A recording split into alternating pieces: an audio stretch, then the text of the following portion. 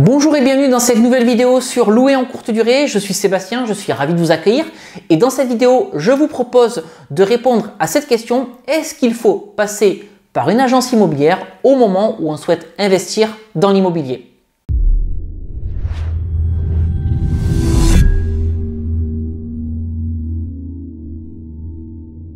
Alors au moment d'acheter de l'immobilier, vous avez deux possibilités pour effectuer un achat. Première possibilité, vous achetez de particulier à particulier. Deuxième possibilité, vous achetez au travers d'une agence immobilière. Donc soit vous passez de particulier à particulier, soit vous passez par un professionnel, mais que vous achetez de l'immobilier ou que vous achetez une voiture, un véhicule, c'est exactement la même chose. Vous avez la possibilité d'acheter votre véhicule de particulier à particulier et ce véhicule, vous avez aussi la possibilité de l'acheter en concession ou dans un garage. Donc une fois qu'on a dit ça, qu'est-ce qu'on peut rajouter? Il y a énormément de personnes qui préfèrent acheter de l'immobilier en passant par du particulier parce qu'elles ont l'impression que acheter par du particulier, c'est acheter moins cher parce qu'on s'affranchit des frais d'agence. D'où l'intérêt de cette vidéo. Est-ce qu'il faut acheter de l'immobilier en passant par une agence immobilière? Est-ce que le fait de s'affranchir de l'agence immobilière est un bon calcul? Alors ce qu'il faut savoir, ou en tout cas ce que je pense, c'est que l'agent immobilier, c'est un professionnel de l'immobilier. Ça veut dire quoi? Ça veut dire qu'il connaît son marché, il connaît ses clients normalement. Alors ses clients, c'est à la fois les vendeurs, mais c'est aussi les acheteurs. Et l'agent immobilier, pour peu qu'il fasse correctement son travail, c'est un facilitateur, c'est-à-dire qu'il doit mettre le bon vendeur en face du bon acheteur, de façon à ce que le vendeur vende son produit, son bien immobilier à l'acheteur. Donc à partir du moment où vous souhaitez investir dans l'immobilier, alors je parle d'investissement locatif, mais ce que je vais dire correspond également à de la résidence principale, vous devez avant tout sélectionner une localisation. C'est quoi la localisation? Donc c'est soit la ville, soit le quartier. Généralement c'est les deux, c'est un quartier dans une ville ou dans une commune. Vous devez également déterminer le type de bien sur lequel vous souhaitez vous positionner, un studio, un T2, un T3, un grand appartement, une maison, et vous devez également décider quel est l'état du bien que vous souhaitez acheter. Donc plutôt un bien avec du rafraîchissement, plutôt un bien avec des gros travaux pour pouvoir acheter en dessous du prix du marché, ou plutôt un bien dans lequel il n'y a quasiment rien à faire, voire rien à faire du tout, parce que vous n'avez pas du tout envie de vous lancer dans une phase de travaux. En tout cas, vous devez dire à votre agent immobilier quel type de bien vous cherchez, de façon à ce qu'il puisse vous présenter des biens qui correspondent à vos critères de recherche. Donc une fois qu'on a sélectionné le type de bien, le quartier et l'état du bien, ce qu'on fait généralement, c'est qu'on consulte les petites annonces sur internet et on prend contact avec des agences immobilières ou des particuliers, mais cette vidéo elle est plutôt consacrée aux agences immobilières, et on prend des rendez-vous pour aller visiter les biens immobiliers, et c'est généralement là que se fait la première prise de contact avec l'agent immobilier. Alors généralement, c'est rarement à la première visite qu'on trouve chaussure à son pied, c'est généralement pas à la première visite que le bien immobilier correspond, et ça c'est pas très grave parce que cette première visite elle sert essentiellement à faire connaissance entre l'agent immobilier et vous en tant qu'investisseur ou personne à la recherche de la résidence principale, et c'est l'occasion en fait d'expliquer plus clairement à l'agent immobilier ce que vous recherchez, et n'hésitez pas non plus à lui dire ce qui vous a plu dans ce bien, dans le bien que vous venez de visiter, et ce qui ne vous a pas plu.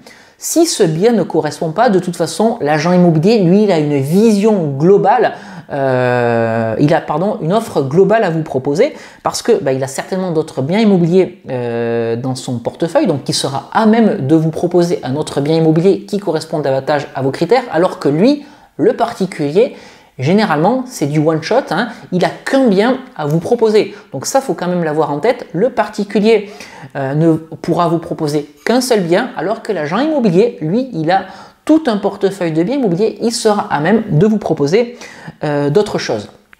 Alors, si le bien immobilier ne correspond pas, généralement, c'est là qu'on se rend compte qu'il y a des bons et des mauvais agents immobiliers. Et donc, il y a deux types d'agents. Le bon agent immobilier, c'est celui qui va être persévérant, c'est celui qui va être motivé. Cet agent immobilier-là, il va vous rappeler peut-être plusieurs jours plus tard, peut-être plusieurs jours plus tard, peut-être même dès le lendemain pour vous proposer autre chose. Et il y a des agents immobiliers qui sont un petit peu moins persévérants, qui sont un petit peu moins motivés, qui au bout de 2-3 visites vont vous expliquer que vous ne savez pas ce que vous voulez, qu'il n'arrive pas à vous suivre, qu'il n'arrive pas à vous comprendre et la relation va s'arrêter là. Il n'essaiera pas d'aller plus loin, ce qui est un mauvais calcul parce que si vous êtes sur cette chaîne, c'est que voilà, vous avez envie d'investir en masse dans l'immobilier et donc généralement, si un agent immobilier arrive à comprendre ce que vous souhaitez faire, y a fort à parier qu'il pourra réaliser plusieurs projets immobiliers avec vous. Et donc, c'est pour ça que je dis que l'agent immobilier, en fait, dès l'instant où on a trouvé la bonne personne, ça devient un partenaire qui va comprendre ce que vous voulez faire, qui va comprendre ce que vous voulez acheter, et puis surtout, il va y comprendre son intérêt, c'est-à-dire pouvoir vous vendre plusieurs biens immobiliers. Et donc, une fois qu'il aura compris votre philosophie, il vous présentera peut-être même en exclusivité des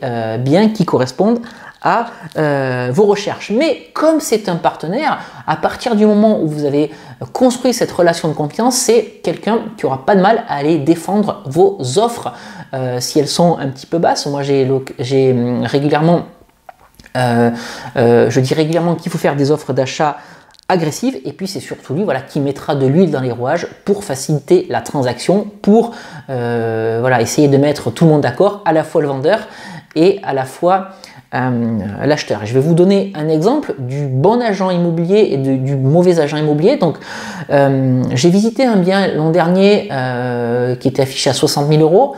J'ai fait une offre à 43. Honnêtement, je pense que l'agent immobilier ne l'a même pas présenté au vendeur, cette offre. J'ai pas eu de nouvelles après avoir fait l'offre. Un an plus tard, ce même bien immobilier, il était toujours en vente dans la même agence, donc il avait changé par contre de main d'agent immobilier. J'ai fait une offre 1000 € moins chère, donc j'ai fait une offre à 42 et cette offre, elle est passée, mais tout simplement parce que j'avais eu davantage de feeling avec l'agent immobilier ou l'agent, enfin en tout cas au féminin parce que c'est une femme, elle était un petit peu plus volontaire, elle était un petit peu plus motivée, elle a réussi à faire passer une offre à 42 alors que l'année d'avant à 43 j'ai pas pu acheter ce bien immobilier. Donc d'où l'intérêt d'avoir une bonne relation avec votre agent immobilier qui, je le répète, doit être un partenaire. Et donc dans ces conditions là, moi je trouve que c'est normal d'avoir à payer des frais d'agence parce que l'agent immobilier, en fait, il va vous aider dans votre recherche de biens immobiliers. Comme je le disais, l'agent immobilier, il va peut-être vous aider dans la phase de négociation, il va vous aider dans la transaction, il va vous aider dans la phase de recherche. Et ce travail-là, c'est un travail qui forcément est rémunéré. Le temps que lui va passer à négocier, à faire des recherches, c'est du temps que vous n'allez pas consommer, que vous allez pouvoir utiliser pour autre chose. Et donc, j'en reviens à ma vision business de l'immobilier. Avec un partenaire, on arrive à avancer beaucoup plus vite. Je voulais également faire un point sur les vendeurs. Là, on a les ventes de particulier à particulier. Là, on a parlé des agents immobiliers. Si vous préférez passer par du particulier, des fois, c'est un petit peu plus compliqué. Pourquoi? Parce que le particulier, c'est généralement pas un professionnel du immobilier. Il pense 9 fois sur 10 que le bien qu'il vend, c'est le bien le plus sexy de la ville, c'est le meilleur bien immobilier de la ville, même s'il y a énormément de travaux à faire. Il est peut-être des fois aussi en dehors de toute réalité du marché immobilier et donc il proposera son prix beaucoup plus cher. Donc vous pouvez tomber sur des mauvais vendeurs, mais vous pouvez également tomber sur des mauvais agents immobiliers. Je vous ai parlé de mauvais agents immobiliers tout à l'heure, dans le sens où je vous disais c'est des agents qui ne vont pas vouloir défendre vos offres, qui vont s'essouffler au bout de 2 visites. Ça peut être également des agents immobiliers qui ne comprennent pas ce que vous allez faire. Lorsque vous avez un bien immobilier affiché à 100 000, que vous faites une offre à 70 000, il y a des agents immobiliers qui ne voudront même pas transmettre l'offre.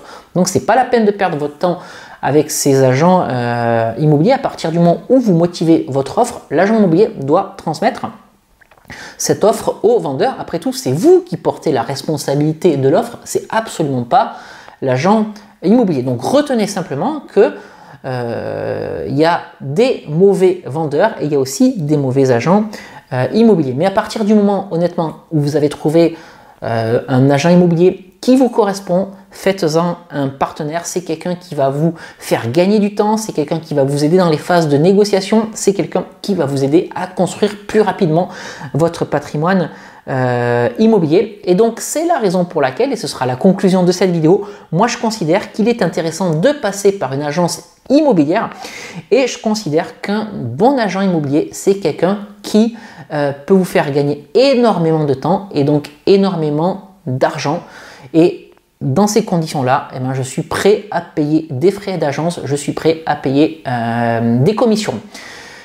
J'espère que cette vidéo vous aura plu. Si c'est le cas, n'hésitez pas à la liker, n'hésitez pas non plus à la partager. Et puis indiquez-moi dans les commentaires en dessous si vous partagez mon avis. Est-ce que vous considérez que l'agent immobilier peut être un bon partenaire? Est-ce que vous considérez que c'est tout à fait normal de payer des frais d'agence pour un service qu'on vous rend? Et puis si vous n'êtes pas d'accord, n'hésitez pas non plus à l'indiquer dans les commentaires. Je vous invite aussi à vous abonner à cette chaîne YouTube pour être informé de la publication de toutes mes nouvelles vidéos dans lesquelles je partage des bonnes pratiques et des retours d'expérience sur l'immobilier et la location courte durée qui reste mon expertise immobilière. Et puis si vous ne l'avez pas encore fait, je vous invite à télécharger les 2 e-books que j'ai rédigés. Convaincre la banque, mode d'emploi et doubler son salaire avec la location courte durée. Vous pouvez télécharger ces 2 e-books en cliquant sur le petit i qui apparaît en haut à droite de cette fenêtre. Et si vous vous trouvez sur YouTube au moment où vous regardez cette vidéo, vous avez des liens de téléchargement dans la description qui se trouvent juste en dessous. Eh bien écoutez, je vais vous quitter ici pour aujourd'hui et on se retrouve très prochainement pour une nouvelle vidéo sur louer en courte durée. Je vous dis à très bientôt. Ciao!